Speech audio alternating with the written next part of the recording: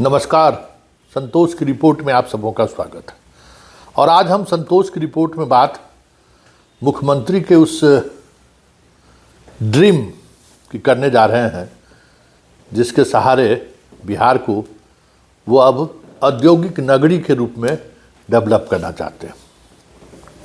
नई सरकार के गठन के बाद वो लगातार बिहार में उद्योग की संभावनाओं की तलाश में भटक रहे हैं, या यूँ कहें कि उद्योग की संभावनाओं को की तलाश में वो बिहार में अलग अलग जिलों में घूम रहे हैं। सरकार बनते ही वो हाजीपुर औद्योगिक क्षेत्र में गए थे, इंडस्ट्रियल एरिया में, जहाँ रूस के सैनिकों का जूता बनाया जाता है, बड़े स्तर पर कॉटन का भी काम होता है। वो वहाँ जाकर उस पूरे कामकाज को उन्होंने देखा और उसमें क्या किया जा सकता है, नई चीज़ें क्या लाई जा सकती है, इस पर घंटों उन्होंने वहाँ मौजूद मजदूर से, मिल मालिकों से, जूता कंपनी के मालिकों से, कर्मचारियों से लंबी बातचीत की। और उसके बाद एक पायलट प्रोजेक्ट पर भी बात आगे बढ़ी।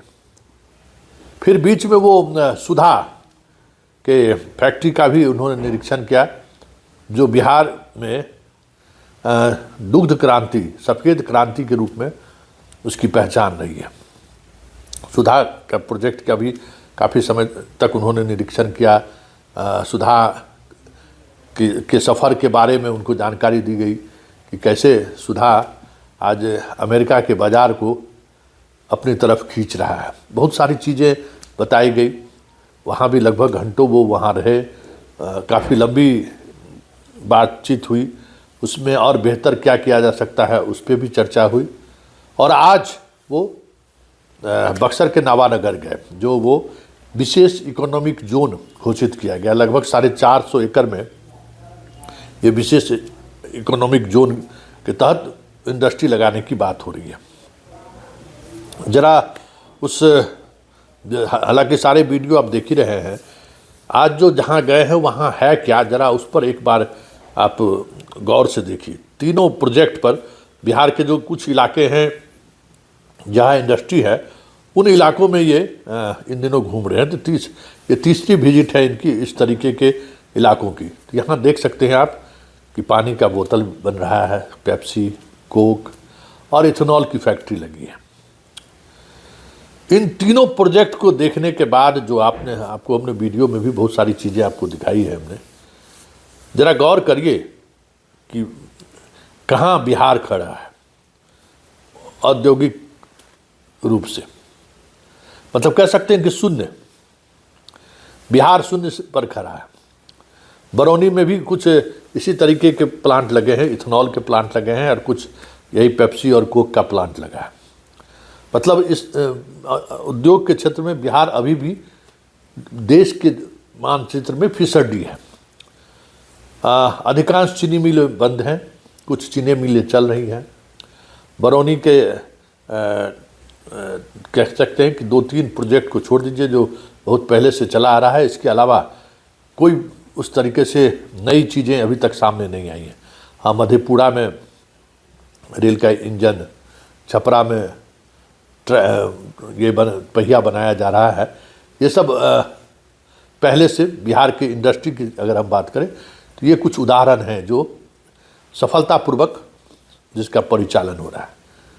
लेकिन एक सवाल है कि शुरुआत शून्य से करनी है, और जब बात शून्य से होगी तो ठीक उसी तरीके से इस पर काम करना होगा जिस तरीके से 2005 में जब नई सरकार बनी थी तो सड़क के क्षेत्र में नीतीश कुमार ने ज़बरदस्त काम किए थे। सड़क, पुल, पुलिया, और आज जितनी सड़क, पुल, पुलिया बिहार में है इंफ्रास्ट्रक्चर के रूप में अगर हम देखें तो देश के अन्य राज्यों की तुलना में लगभग हम लोग बराबरी पर हैं, लगभग उस फील्ड में जिस तरीके से काम हो रहा है। दूसरी बार जब वो 10 से 15 में वो जब दोबारा जीत कर आए तो 15 में उन्होंने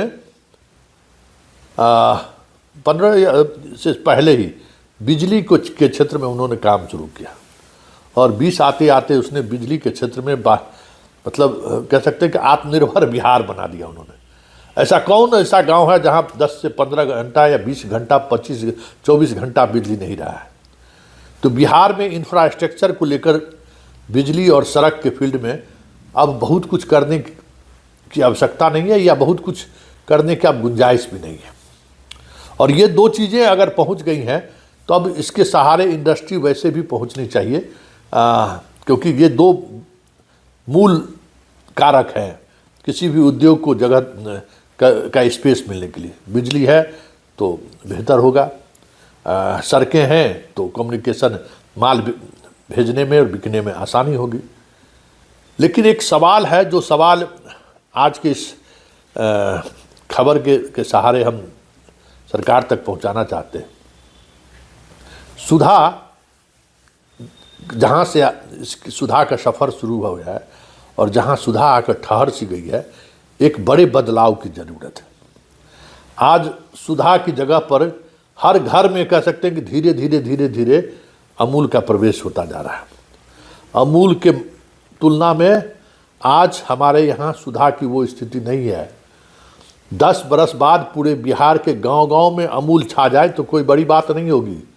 अमूल सब कुछ मेंटेन कर रहा है और आपके यहाँ वो मेंटेन नहीं है। आपके यहाँ दूध की गुणवत्ता में लगातार गिरावट हो रही है।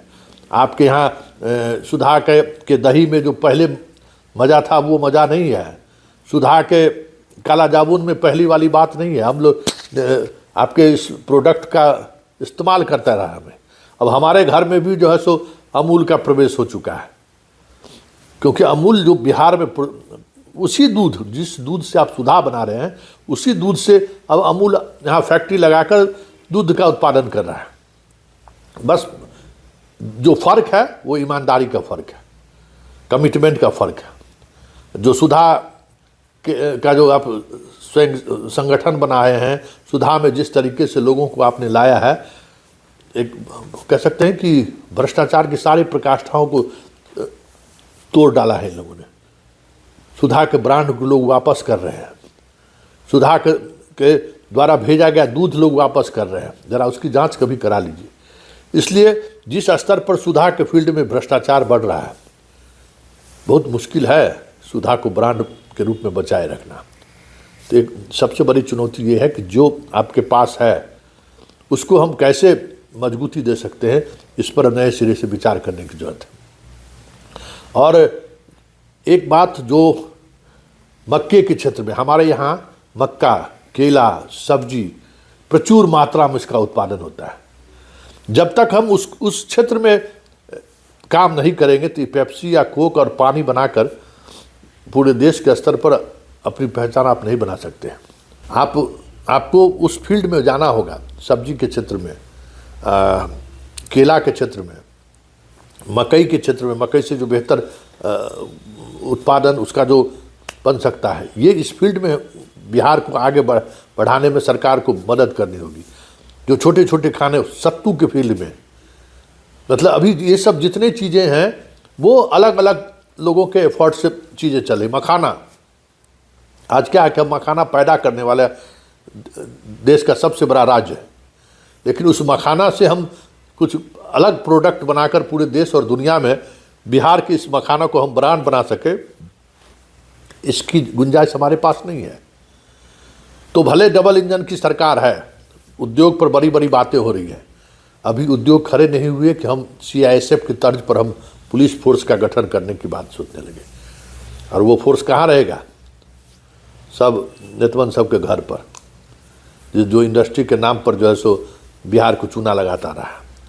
इसलिए आने वाले समय में भले आप इंडस्ट्री की बात कर रहे हैं, लेकिन जब तक बुनियादी बदलाव नहीं होगा, सड़क कच्ची थी तो उसको आपने पक्की कर दिया, जमीन अधिग्रहण करके सड़क बना दिया, सड़क की ज़रूरत पड़ी कहीं तो।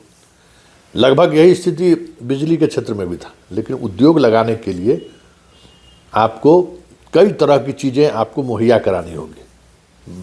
वातावरण का भी एक बड़ा ज़रूरत है। कहलगांव और NTPC औरंगाबाद में जो खुला है, जो दोनों जगह काम कर रहा है, ज़रा वहाँ के नेचर को भी समझिए, वहाँ के सोसाइटी पर क्या इम्पैक्ट पड़ा है उसको भी ज़रा सब अध्ययन करने की ज़रूरत है। बाहर से जो लोग आ रहे हैं वो कैसे अपने आप को बिहार में एडजस्ट कर सके, इसकी भी जो समझने की जरूरत, क्योंकि जब तक सब कुछ नहीं समझा जाएगा तब तक बहुत कुछ किया नहीं जा सकता है। ये एक फैक्ट है और हमें लगता है कि नीतीश कुमार को इन सब बातों पर जो काम करने की जो एक नए उत्साह के साथ जो उन्होंने शुरुआत की है, यह तभी सफल होगा जब आप समग्रता में बिहार के औद्योगिकीकरण पर सोचेंगे।